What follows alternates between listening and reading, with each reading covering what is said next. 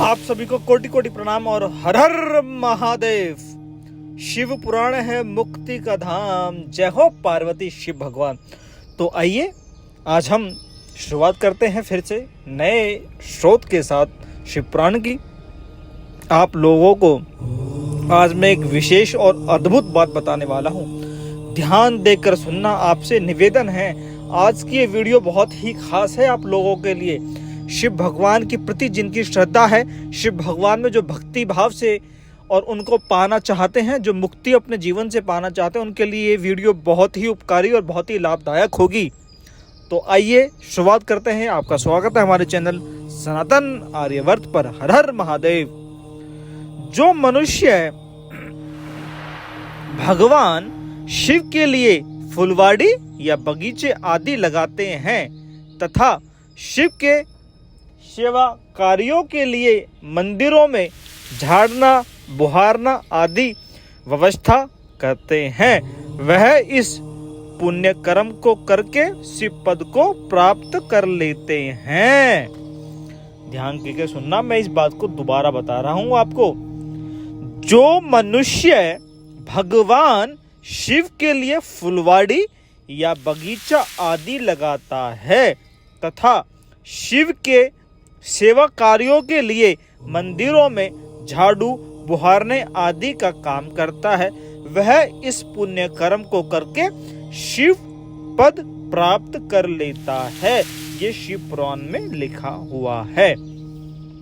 भगवान शिव के जो काशी आदि क्षेत्र हैं, उनमें भक्ति पूर्वक नित्य निवास करें। वह जड़ चेतन सभी को भोग और मोक्ष देने वाला है।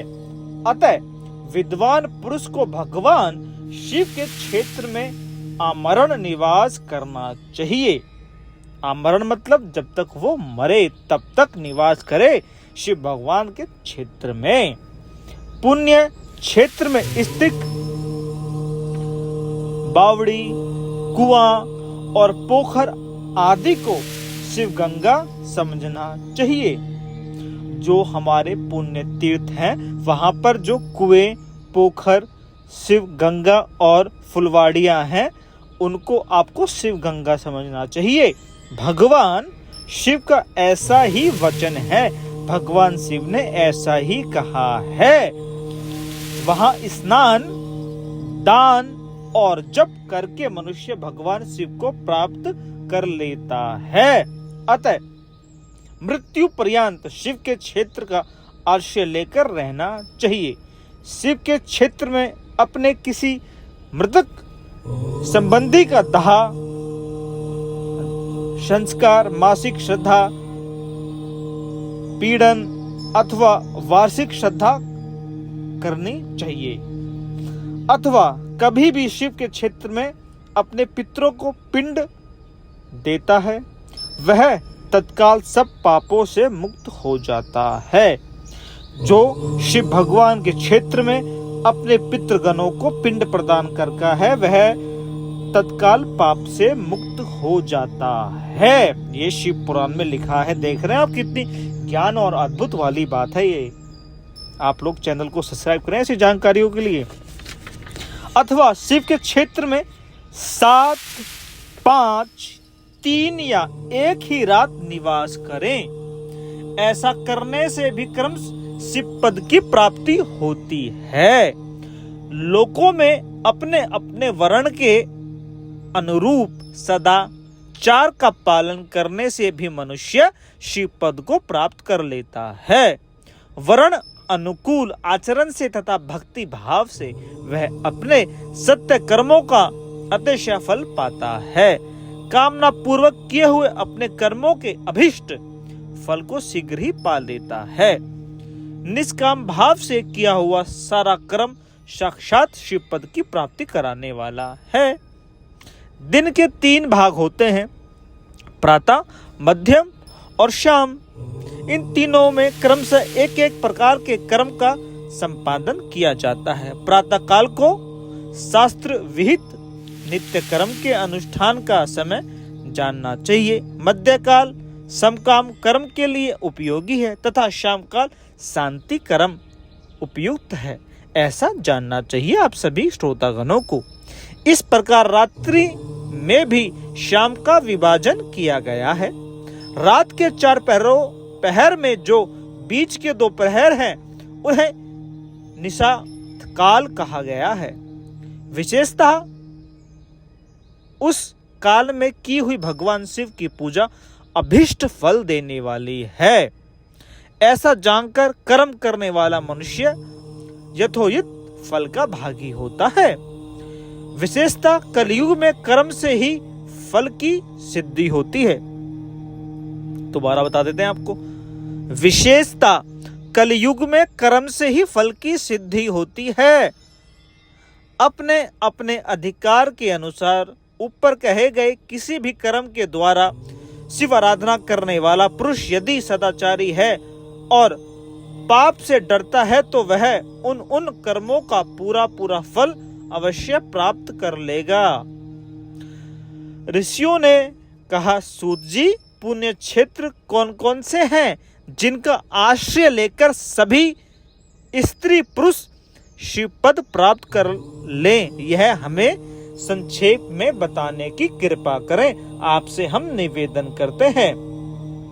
तो हम भी आपको बता दें कि सूत जी से ऋषियों ने पूछा कि सूत जी, आप हमें उन क्षेत्रों का नाम बताएं जहां पर रहने से शिव पद की प्राप्ति होती है, जहां हम जाकर रहें और वहां रहने से हमको शिव पद की प्राप्ति हो। तो इसके विषय में सूत जी क्या कहते हैं ये हम आपको अगली वीडियो में बताएंगे। आप अपना भरपूर प्यार दें, हम आपको ऐसे ही एपिसोड लाते रहेंगे और बताते रहेंगे। इसमें देखो, मैं आपको बता दूं ज्ञान वाली क्या बात है। कलयुग में कर्म से ही फल की सिद्धि होती है, तो हमको पुण्य कर्म करने हैं। और वो क्या है? चलो बीच में हर हर महादेव का नारा लगा देते हैं, हर हर महादेव। पुण्य कर्म क्या है? पुण्य कर्म सबसे पहले मैं आपको बता दूं, सूर्य से पहले हमें उठना है। सूर्य उगने से पहले हमको अपने आप को उज्जवल करना है। यदि सूर्य उदय होने के बाद आप उठ रहे हैं तो आप अपने आप को उज्जवल नहीं कर पाएंगे, लिख के रख लें। यदि आपको पूर्णता लाभ लेना है तो सूर्योदय से पहले उठ जाए, ऐसा हमारे शास्त्रों में लिखा हुआ है। आपको मानना है तो माने, ना मानना हो तो मत माने, ये आपकी सोच और समझ, हमारी नहीं है। तो आपसे तो मैं यही निवेदन करूंगा कि शास्त्रों में जो लिखा है वो उसके पीछे बहुत बड़ा एक विज्ञान है, तब लिखा हुआ है, और रिसर्च है एक पूरी। जो पहले रिसर्च होते हैं वो अब नहीं है। तो सबसे पहले हमको सुबह जल्दी उठना है। दूसरा, हमको सात्विक भोजन और सात्विक विचार, ये हमारा सबसे बड़ा माध्यम है अच्छे कर्मों का। जो इंसान सात्विक भोजन खाएगा और सात्विक सोच रखेगा वो हमेशा अच्छे कर्म ही करेगा। यदि आप अपने खाने में मांस भक्षण कर रहे हैं तो आप कहां से सात्विक रहेंगे? आप क्या पुण्य कर्म कर रहे हैं? आप दूसरे जीव को मारकर खा रहे हैं और अपना पेट भर रहे हैं। तो अच्छे कर्म क्या है? ये अच्छे कर्म है। अपने आप को उन्नत करो, इतनी चीजें हैं पढ़ने के लिए, उनको पढ़ो। उन्नत होना ही इस जीवन का लक्ष्य है, ना कि नीचे धंस जाना। तो मृत्यु पाना भी हमारा लक्ष्य नहीं है। जो लोग मर जा रहे हैं कम कम उम्र में फांसी खा के, किस लिए? कि एक स्त्री ने उसके प्यार में धोखा दिया और एक स्त्री को एक पुरुष ने धोखा दिया, तो मर जाए। इसीलिए जीवन मिला के प्यार के लिए। Love is not a life, love is a part of our life. प्यार जिंदगी नहीं है, वो इस जीवन का एक हिस्सा है, छोटा सा। उसको जिंदगी ना समझें आप। निवेदन कर दूं आपसे, इस प्यार को हिस्सा ना समझें। हमारा हिस्सा होना चाहिए ब्रह्मचर्य पालन करना, स्त्री का भी और पुरुष का भी। जो करेगा वो कुछ भी कर सकता है, वो हनुमान भी बन सकता है, वो भीष्म पितामह बन सकता है, वो परशुराम जी बन सकता है जो ब्रह्मचर्य पालन करेगा। अच्छे कर्म ये हैं, अच्छे कर्म, अब आपको मैं क्या क्या बोलूं, क्या क्या नहीं हो रहा है आज के जमाने में। आप सुबह जल्दी उठें, मांस का भक्षण ना करें और अपने विचारों को शुद्ध और पवित्र रखें। दैनिक जीवन में यज्ञ और हवन करें। कुछ नहीं आपता, आपको ओम का जप करें ना, भूल जाओ सभी मंत्रों को, आप सभी मंत्र छोड़ दो, सभी मंत्रों का निचोड़ दे रहा हूं मैं, ओम का जप। ऐसा बताते हैं हमारे पुराणों में, शास्त्रों में, वेदों में कि ओम सबसे उत्पन्न मंत्र है, ओम से ही शब्द उत्पन्न हुआ है। शिव भगवान भी स्वयं कह रहे हैं, सबसे पहले मेरे मुख से ओम का शब्द निकला। तो आप लोग क्यों नहीं मानते इन बातों को? क्यों पाखंड में पड़ के अपने जीवन को व्यर्थ गवा रहे हैं? आप को निवेदन है आपसे, सत्य कर्मों में आ जाए, और ये सत्य कर्म ही हमारे जीवन का उद्धार करने वाले हैं। मांस भक्षण करोगे तो अच्छे कर्म नहीं करोगे, अगले जन्म में कुत्ता बनोगे, बिल्ली बनोगे, कुछ भी बनोगे, मांस भक्षण करने वाला ही बनोगे, क्योंकि मांस आपको प्रिय है। तो भगवान कहेगा तुझे यही प्रिय है तो ले, तू यही खा। और यदि आप सात्विक भोजन करोगे तो आपका मेंटलिटी भी सात्विक होगी। मैं आपसे कहता हूं, एक 7 दिन का अपना पीरियड बनाएं, उसमें फलाहार ग्रहण करें। देखो, एक ड्राइव आपके जीवन में ऐसा चेंज आएगा ना, परिवर्तन, कि आप सोच नहीं पाएंगे। सात्विक भोजन इतना जबरदस्त है, आपको सात्विक भोजन पे आना पड़ेगा, तभी आपकी लाइफ चेंज होगी, क्योंकि वो सात्विक भोजन बहुत जल्दी हमारी बॉडी को डाइजेस्ट हो जाता है। आप मांस भक्षण करेंगे तो कहाँ से डाइजेस्ट हो पाएगा? हमारे फेफड़े जो है ना, उस खाने को खाने के लिए नहीं बने हैं, उस खाने को खाने के लिए सिर्फ शेर खा सकता है। भगवान ने हर चीजों को हर एक स्थिति में बनाया है। शेर को ऐसे पंजे दिए हैं उसने कि मांस भक्षण ही करेगा तभी तेरा पेट भरेगा। कुत्ते को ऐसे नाखून दिए, हमें ऐसे नाखून दिए हैं क्या? नहीं, चक्कू से काटो उसको खाओ। अरे क्या कर रहे हो, दूसरे जीव को मार के खा रहे हो। इस प्रभु ने हमसे क्या ये कहा कि दूसरे जीव को मार के खाओ? नहीं, कभी नहीं हो सकता ये। पुण्य कर्म करो, अपने आप को उन्नत करो, अपने बच्चों को उन्नत करो, तब ये भारत आगे बढ़ेगा।